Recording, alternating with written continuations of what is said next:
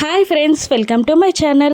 బాగి మంగళగౌరి పూజకి కావలసిన ఏర్పాట్లన్నీ చేస్తూ ఉంటుంది. పెద్దవాళ్ళు పిల్లలు కలిసి అరుంధతి ఫోటోని అక్కడే పూజ దగ్గర టేబుల్ పైన పెట్టి ఫోటో ముందు దీపం కూడా వెలిగిస్తారు. ఆరుని బాగి పూజకి రమ్మనడంతో ఆరు కూడా పూజ దగ్గరే ఉంటుంది. ఆరు మను ఇద్దరు అక్కడే హాల్లో పెట్టిన అరుంధతి ఫోటోని చూస్తూ షాక్ అవుతూ ఉంటారు.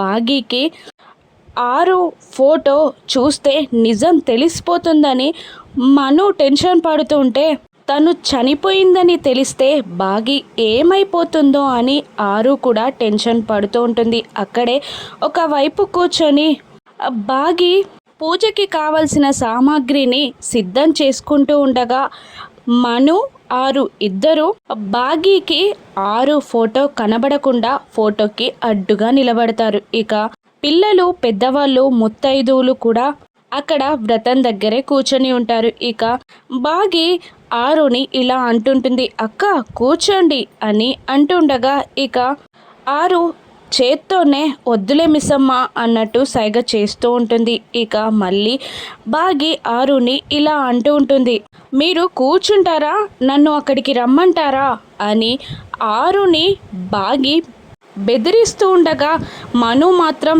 తననే బెదిరిస్తుంది అనుకుంటూ ఉంటుంది.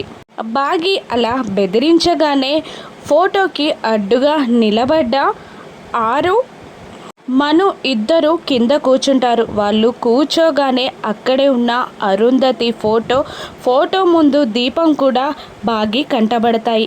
ఇక బాగి ఆ ఫోటోని ఆ దీపాన్ని చూసి చాలా షాక్ అవుతూ ఉంటుంది.